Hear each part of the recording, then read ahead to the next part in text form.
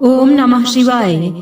प्रिय भक्तों, आज की कथा में आप जानेंगे अपने माता पिता की सेवा करने वाली संतान को कौन सा पुण्य मिलता है।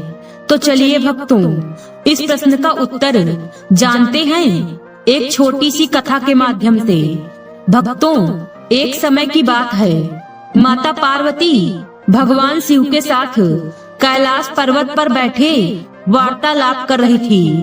तभी माता पार्वती भगवान शिव से कहती हैं, हे नाथ, मेरे मन में दो प्रश्न हैं जिसका उत्तर मुझे नहीं मालूम। यदि आप मेरे प्रश्नों का उत्तर दें तो मेरे मन को शांति मिलेगी। तब भगवान शिव कहते हैं, हे देवी पार्वती, पूछो तुम कौन से प्रश्न का उत्तर मुझसे जानना चाहती हो। तब माता पार्वती कहती हैं, हे नाथ, मैं जानना चाहती हूँ माता पिता की सेवा करने से कौन सा पुण्य प्राप्त होता है। जो संतान अपने माता पिता की सेवा करती है उन्हें कौन से सुख की प्राप्ति होती है, और जो संतानें अपने माता पिता के साथ बुरा व्यवहार करती हैं उन्हें कौन सा पाप लगता है। तब भगवान शिव कहते हैं, हे देवी पार्वती, तुम्हारे इस प्रश्न का उत्तर मैं एक कथा के माध्यम से दूंगा। तुम मेरे द्वारा सुनाई गई इस कथा को ध्यान पूर्वक अवश्य सुनना। एक समय की बात है, एक नगरी में एक ब्राह्मण अपने माता पिता के साथ रहता था। उस ब्राह्मण का नाम अथर्व था। वह ब्राह्मण अपने माता पिता का अनादर किया करता था। एक दिन वह अपने बूढ़े माता पिता को छोड़कर तीर्थ यात्रा के लिए निकल जाता है। उस ब्राह्मण के पास एक अद्भुत शक्ति थी, जिसके कारण जब भी वह किसी तीर्थ स्थल पर स्नान करता था तो उसके वस्त्र देव हवा में ही सूखा करते थे। इस शक्ति होने के कारण उसे बहुत अहंकार था। वह अपने आप को सभी ब्राह्मणों में सर्वश्रेष्ठ समझने लगा था। ब्राह्मण स्नान करके आगे जाने लगा, तभी एक कबूतर उड़ता हुआ उसके ऊपर पीट करके चला गया। उस ब्राह्मण ने उस कबूतर को भस्म होने का श्राप दे दिया। कबूतर श्राप के कारण धरती पर गिर पड़ा और भस्म हो गया। तभी उस ब्राह्मण के वस्त्र आकाश में लटके हुए धरती पर गिर पड़े। उसके पूरे मन में अहंकार आ चुका था, जिस कारण उसकी सारी शक्तियाँ उससे छिन गई। वस्त्र धरती पर गिरने से ब्राह्मण को बहुत हैरानी हुई। तभी आकाश से आकाशवाणी हुई, हे ब्राह्मण, तुम चांडाल के पास जाओ और धर्म का ज्ञान प्राप्त करो। आकाशवाणी सुनकर ब्राह्मण चांडाल से मिलने के लिए निकल पड़ता है। ब्राह्मण चांडाल के घर पहुंच गया और उसने देखा कि चांडाल अपने माता पिता की पूरे सच्चे मन से सेवा कर रहा है। वह अपने माता पिता की सभी इच्छाओं का पालन कर रहा है। गर्मी के लिए पंखा अपने हाथ से चलाकर हवा दे रहा है। वह अपने माता पिता के पैर दबा रहा है। चांडाल स्वयं भोजन करने से पहले अपने माता पिता को भोजन दिया करता था। चांडाल के घर में भगवान विष्णु एक ब्राह्मण के रूप में बैठे हुए थे। तभी अथर्व ब्राह्मण चांडाल से कहता है, हे चांडाल, तुम मेरे साथ आओ, मुझे तुमसे धर्म के बारे में ज्ञान लेना है। ब्राह्मण की बात सुनकर चांडाल बोलता है, हे ब्राह्मण, मैं अभी अपने माता पिता की सेवा कर रहा हूँ, जिसे बीच में अधूरा छोड़कर मैं आपके साथ नहीं चल सकता। आप थोड़ी देर प्रतीक्षा करें, मैं अपने माता पिता की सेवा करके आपके पास आता हूँ। चांडाल की बातें सुनकर ब्राह्मण आग बबूला हो गया और क्रोध में बोला, हे मूर्ख, तुम एक ब्राह्मण का अपमान कर रहे हो। तुम्हें माता पिता की सेवा करना महान लग रहा है, जिसके लिए तुम एक ब्राह्मण का अपमान कर रहे हो। तब चांडाल बोला, हे ब्राह्मण देवता, मेरे लिए इस संसार में माता पिता की सेवा से बढ़कर और कोई दूसरा कार्य नहीं है। मेरे लिए मेरे माता पिता ही मेरे भगवान हैं। इतना क्रोध न करो, मैं वह कबूतर नहीं हूँ जिसे तुमने श्राप देकर भस्म कर दिया। आप मेरे पास केवल आकाशवाणी सुनकर आए हैं। यदि आप अपने प्रश्न का उत्तर जानना चाहते हैं तो प्रतीक्षा करिए, मैं आपके मन की शंका को दूर कर दूंगा। अन्यथा आप उस पतिव्रता स्त्री के पास जाइए। उस स्त्री के पास आपको आपके प्रश्नों का उत्तर मिल जाएगा। चांडाल के घर में स्वयं भगवान विष्णु ब्राह्मण के रूप में निवास कर रहे थे। वह घर से बाहर आते हैं और ब्राह्मण से बोलते हैं, चलो मैं तुम्हें उस पतिव्रता स्त्री के घर ले चलता हूँ। वह ब्राह्मण रूपी भगवान विष्णु से बोलता है, हे ब्राह्मण, आप तो एक ब्राह्मण हैं, तो आप उस चांडाल के घर में क्यों निवास कर रहे हैं?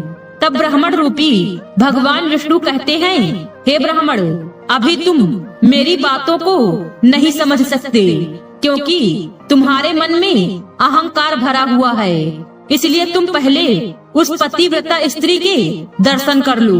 ब्राह्मण उस पतिव्रता स्त्री के घर पहुंच जाता है।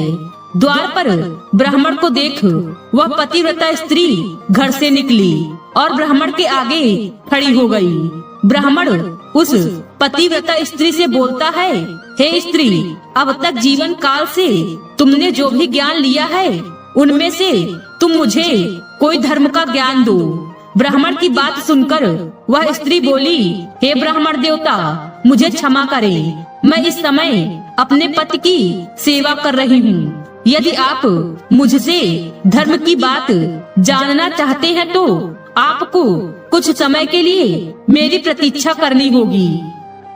मैं अपने पति की सेवा बीच में अधूरा छोड़कर आपसे बातें नहीं कर सकती। स्त्री की बात सुनकर ब्राह्मण को क्रोध आ गया और उसने कहा, यदि तुमने मुझे और क्रोध दिलाया तो मैं तुम्हें श्राप दे दूंगा।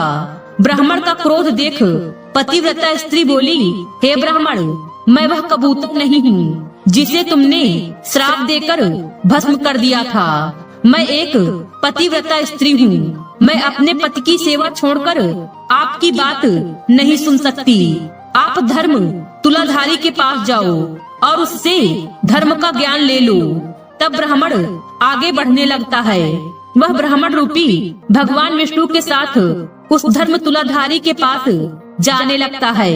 ब्राह्मण रूपी भगवान विष्णु कहते हैं, हे ब्राह्मण, यह तुलाधारी बहुत ही ज्ञानी मनुष्य है। इसने अपने जीवन में कभी कोई झूठ नहीं बोला। यह गरीबों की सेवा करता है। वह बाजार में अनाज कम मूल्य पर बेचकर गरीबों की सहायता करता है। यह तुम्हें केवल बाजार में ही दिखाई देगा। ब्राह्मण तुलाधारी के पास पहुंच जाता है और देखता है कि उसके आसपास बहुत भीड़ है। तब वह तुलाधारी से बोलता है, हे तुलाधारी, मैं तुम्हारे पास धर्म का ज्ञान लेने आया हूँ। ब्राह्मण की बात सुनकर तुलाधारी बोलता है, हे ब्राह्मण, अभी आप मेरी प्रतीक्षा करें। मैं अपने इस कार्य को पूरा करके ही आपसे ज्ञान की बातें कर सकता हूँ। तुलाधारी की बात सुनकर ब्राह्मण को क्रोध आ गया और वह बोला, मैं तुम्हें श्राप देता हूँ। ब्राह्मण की श्राप की बात सुनकर तुलाधारी बोलता है, हे ब्राह्मण, तुम्हारा श्राप मुझे नहीं लगेगा। मैं वह कबूतर नहीं हूँ। ब्राह्मण इस बात को सुनकर बहुत हैरान होता है। तभी तुलाधारी बोलता है, यदि तुम्हें धर्म का ज्ञान लेना है तो आप धर्माकर के पास जाइए। उस धर्माकर का नाम अद्रोहक है। ब्राह्मण तुलाधारी की बात सुनकर धर्माकर के पास जाने के लिए चल पड़ता है। वह रास्ते में ब्राह्मण रूपी भगवान विष्णु से पूछता है, हे ब्राह्मण, कृपया आप मुझे बताएं, यह तुलाधारी तो कोई पूजा पाठ नहीं करता, कोई हवन नहीं करता, फिर भी इसे मेरे बारे में सब पता है। यह कैसे संभव हो सकता है? तब ब्राह्मण रूपी भगवान विष्णु कहते हैं, हे ब्राह्मण, तुलाधारी ने इस संसार को अपने सत्य वचन बोलने की वजह से जीता है। वह सदैव सत्य का साथ देता है। यदि उसे मृत्यु और सत्य में से किसी एक को चुनना पड़े तो वह सत्य का ही साथ देता है। इस कारण वह एक पुण्य आत्मा है।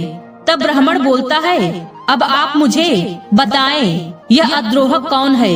मैं इसके बारे में जानना चाहता हूँ। तब ब्राह्मण रूपी भगवान विष्णु कहते हैं, हे ब्राह्मण, मैं तुम्हें अद्रोहक का इतिहास बताता हूँ। पूर्व काल की बात है। एक राज्य में एक बहुत सुंदर स्त्री अपने पति के साथ रहती थी। वह उस राज्य की महारानी थी। राजा अपनी रानी से बहुत प्रेम करता था। महारानी बहुत ही सुंदर और गोरी थी। एक दिन राजा को युद्ध के लिए दूसरे देश जाना था। वह सोच रहे थे कि मैं अपनी पत्नी को कौन से स्थान पर छोड़कर जाऊं जहां इसे कुछ भी न हो सके। तभी राजा को धर्मात्मा अद्रोहक की याद आती है। वह सोचते हैं, यदि कोई मेरी पत्नी की रक्षा कर सकता है तो वह केवल धर्मात्मा अद्रोहक ही है।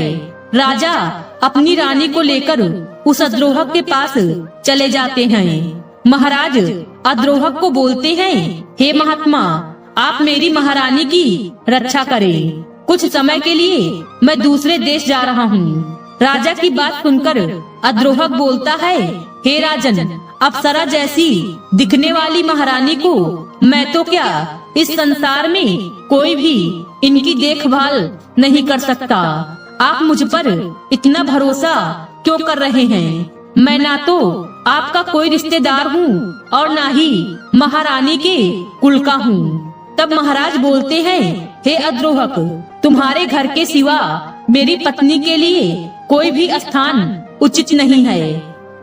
तब अद्रोहक बोलता है, हे महाराज, मैं आपकी पत्नी के साथ अनुचित व्यवहार करूँगा। यदि मैंने उसके साथ अच्छा व्यवहार किया तो यह मुझ पर मोहित हो सकती है। मेरे घर में केवल एक ही सैया है। आपकी पत्नी को मेरे और मेरी पत्नी के साथ एक ही बिस्तर पर सोना होगा। यदि आपको यह मंजूर है तो आप अपनी पत्नी को यहाँ छोड़कर जा सकते हैं। राजा अद्रोहक की बात मान लेते हैं और अपनी पत्नी से बोलते हैं, हे प्रिय, जब तक मैं वापस नहीं आ जाता तुम इनके साथ ही रहोगी। यह जैसा बोलेंगे तुम वैसा ही करोगी। तुम्हें कोई दोष नहीं लगेगा। तुम इनके साथ इनके घर में निवास करोगी। इतना कहकर राजा अपनी पत्नी को वहाँ छोड़कर चले जाते हैं। राजा के जाने के बाद जैसा कि उसने राजा से कहा था, अद्रोहक अपनी पत्नी और महारानी के बीच में सोता था। महारानी के प्रति उसके मन में कोई बुरा ख्याल नहीं था। वह महारानी को अपनी माता के समान ही समझता था। इस प्रकार 6 महीने बीत गए। राजा अपने राज्य में वापस लौट आए। राजा अपने नगर में उस अद्रोहक के बारे में पूछने लगे। कुछ लोगों का विचार था, राजा ने अच्छा किया अपनी पत्नी को अद्रोहक के पास छोड़कर, परंतु कुछ लोग निंदा कर रहे थे। लोगों का कहना था, यदि एक पुरुष और स्त्री एक साथ रहेंगे तो उनका मन शांत नहीं रह सकता। लोगों की निंदा अद्रोहक तक पहुंच गई। ऐसी बातें उससे सहन नहीं हुई। उसने अपने घर के बाहर एक चिता जलाई। तब राजा अद्रोहक के घर पहुंच जाते हैं और बोलते हैं, हे अद्रोहक, तुम मुझसे बात क्यों नहीं कर रहे? मैं तुम्हारा मित्र हूँ। तब अद्रोहक बोलता है, हे राजन, लोगों की कड़वी बातें मुझसे सहन नहीं हो रही। वह मेरे ऊपर गलत इल्जाम लगा रहे हैं। यदि मैंने महारानी के साथ कोई भी गलत कार्य किया है तो मैं इस अग्नि में भस्म हो जाऊंगा। इतना कहकर अद्रोहक अग्नि में प्रवेश कर जाता है, परंतु अद्रोहक को कुछ नहीं होता। आकाश से देवता अद्रोहक की सच्ची निष्ठा को देखकर फूल बरसाते हैं। अद्रोहक की महानता को देख देवतागण धरती लोक पर आते हैं और अद्रोहक को अग्नि से बाहर आने के लिए बोलते हैं। राजा अद्रोहक से बोलते हैं, मैंने तुम्हारे बारे में जो कुछ भी कहा वह सब सत्य था। तुम एक बहुत बड़े धर्मात्मा हो। देवतागण ने अद्रोहक से कहा, आज से तुम एक सज्जन अद्रोहक हो। इस धरती पर तुम्हारे जैसा कोई दूसरा पुरुष नहीं। इस संसार में सभी पुरुष काम वासना में लीन रहते हैं, परंतु तुमने इस संसार में काम वासना से दूरी बनाई।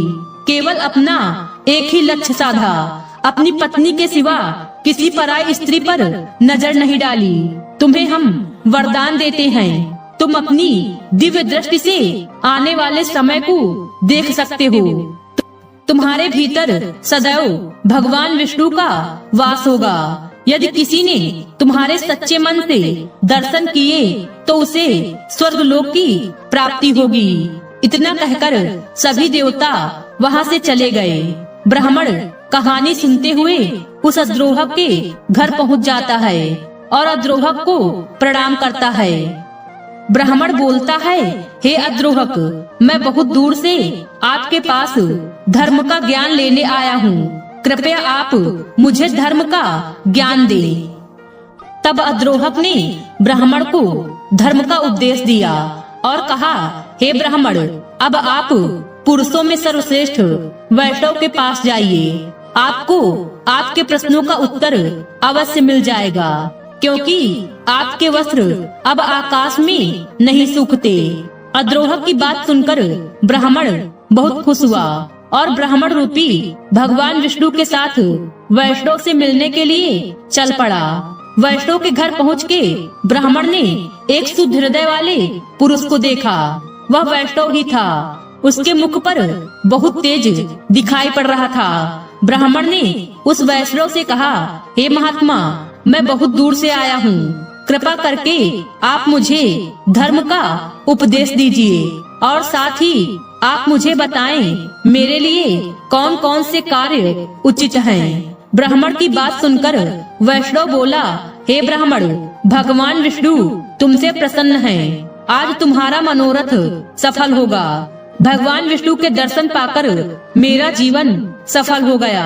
मेरे घर में स्वयं भगवान विष्णु पधारे हैं। तब ब्राह्मण बोलता है, हे वैष्णव, मुझे भी भगवान विष्णु के दर्शन करने हैं। तब वैष्णव बोलता है, भगवान तुम्हारे पीछे ही हैं। सच्चे मन से उनके दर्शन करो, वह तुम्हें अवश्य दिखाई देंगे। तब ब्राह्मण को भगवान विष्णु दिखाई देते हैं और ब्राह्मण उन्हें प्रणाम करते हुए बोलता है, हे प्रभु, आप इतने समय से मेरे साथ थे, मैं आपको पहचान न सका। इतने समय से आप मुझे ज्ञान दे रहे थे, मेरा साथ दे रहे थे। आपके दर्शन पाकर मैं धन्य हो गया प्रभु। तब भगवान विष्णु कहते हैं, हे ब्राह्मण, तुम मेरे बहुत बड़े भक्त हो। मेरी कृपा सदैव तुम पर बनी रहती है, परंतु तुमने अहंकार में आकर उस निर्जीव को भस्म कर दिया, जिस कारण मैंने ही आकाशवाणी की, तुम मुख्य चांडाल के पास जाओ। तुमने इस संसार के सभी पुण्य आत्मा के दर्शन किए हैं। उस चांडाल को तुमने देखा कि वह कैसे अपने माता पिता की सेवा कर रहा था। वह पतिव्रता स्त्री भी अपने पति की सेवा में लीन थी। अब तुम इस संसार के मोह से दूर हो गए हो। जो मनुष्य सच्चे भाव से मेरी पूजा करता है वह मेरे दर्शन पाता है। मैं तुमसे प्रसन्न हूँ, मांगो तुम मुझसे क्या वरदान मांगना चाहते हो। तब ब्राह्मण बोलता है, हे प्रभु, मैंने सदैव ही आपकी आराधना की है। मुझे आपसे केवल यही आशीर्वाद चाहिए कि मृत्यु के बाद मुझे वैकुंठ की प्राप्ति हो।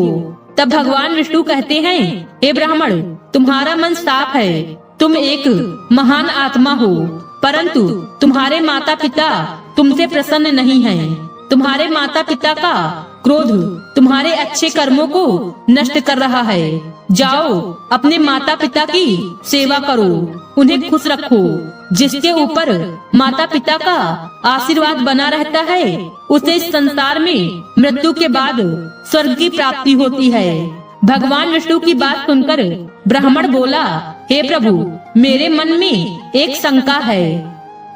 उस चांडाल पतिव्रता स्त्री और उस अद्रोहक के बारे में सोचकर मेरे मन में व्याकुलता हो रही है।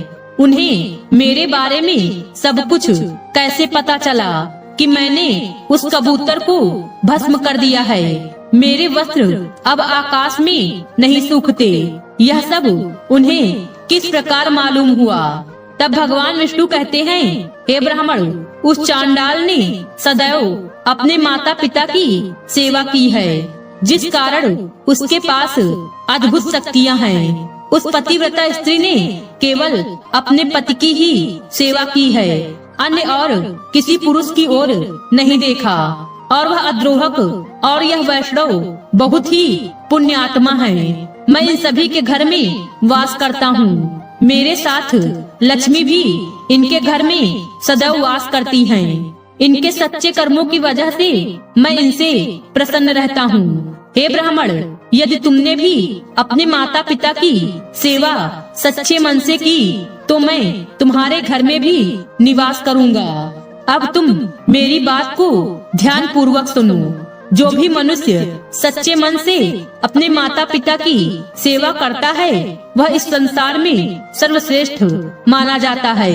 मैं सदैव उसके हृदय में निवास करता हूँ। माता पिता की भक्ति से बढ़कर कोई भी तीर्थ नहीं है।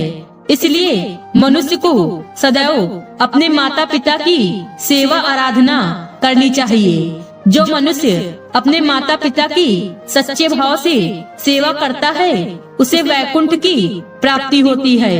इतना कहकर भगवान विष्णु अंतर्ध्यान हो गए। ब्राह्मण भी वापस अपने घर लौट आया और सच्चे मन से अपने माता पिता की सेवा करने लगा और उसकी सारी शक्तियाँ उसे पुनः प्राप्त हो गई। तब भगवान शिव कहते हैं, हे देवी पार्वती, इस प्रकार मनुष्य को सदैव अपने माता पिता की सेवा करनी चाहिए। जो मनुष्य अपने माता पिता की सेवा नहीं करते उन्हें नरक की प्राप्ति होती है। भक्तों, आपको यह कहानी कैसी लगी कमेंट करके जरूर बताएं।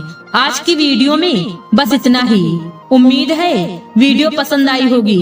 इस वीडियो में बोलते समय कोई त्रुटि हुई हो तो क्षमा करें। वीडियो पसंद आई हो तो वीडियो को लाइक और शेयर करें और चैनल को सब्सक्राइब कर दें और कमेंट बॉक्स में हर हर महादेव लिखना बिल्कुल न भूलें। मिलते हैं अगले वीडियो में। खुश रहिए और खुशियाँ बांटते रहिए।